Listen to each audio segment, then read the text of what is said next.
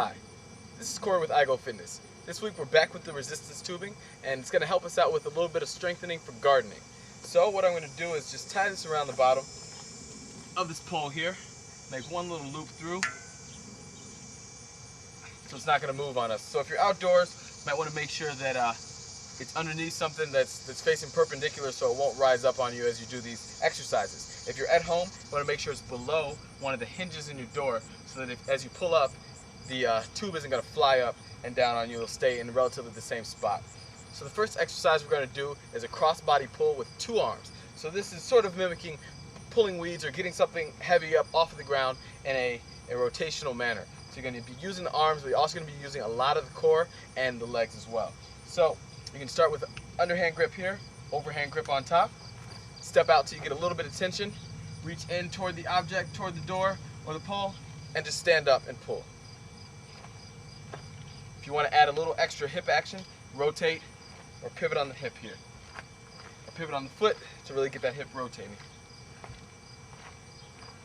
Alright, sometimes you might not have both arms to help you out. You might have to use your other arm for a little bit of balance. So what we'll do is a single arm cross-body reach. Just reach in, get a little more tension there, reach in and up. So as you can see, I'm doing a little bit of a squat. I'm reaching and I'm pulling up. So I'm really working that glute back here, really working all the obliques. The arm's not even helping out all that much. The next exercise is a squat and low pull.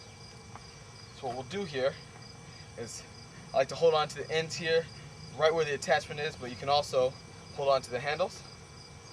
Holding on to the hinges gives you, or to the ends right here, gives you a little bit more of a functional grip because you're not really holding on to something nice and neat all the time.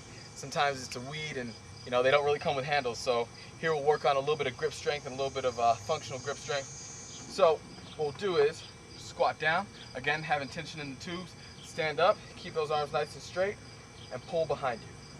So we're just pulling down, pulling something back.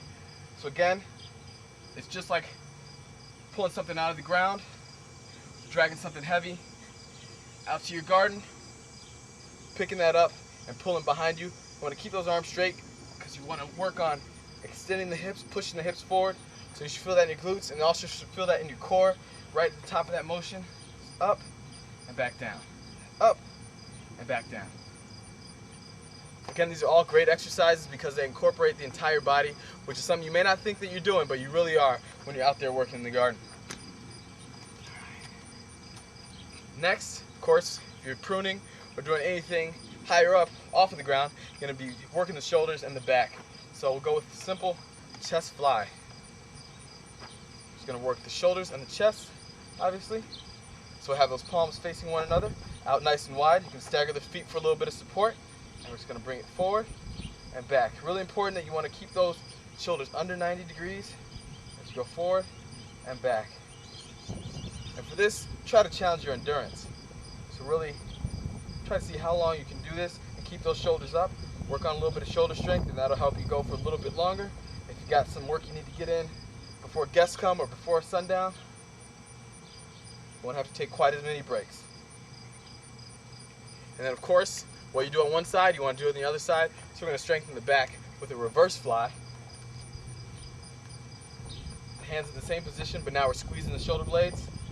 Pull it back and in. And on this one, you may want to have it underneath something so it doesn't get pulled up. Back, forward. Strengthen back of the shoulders, middle of the back.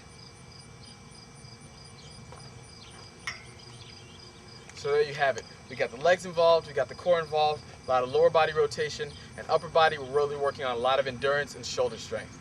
So try those out and have fun.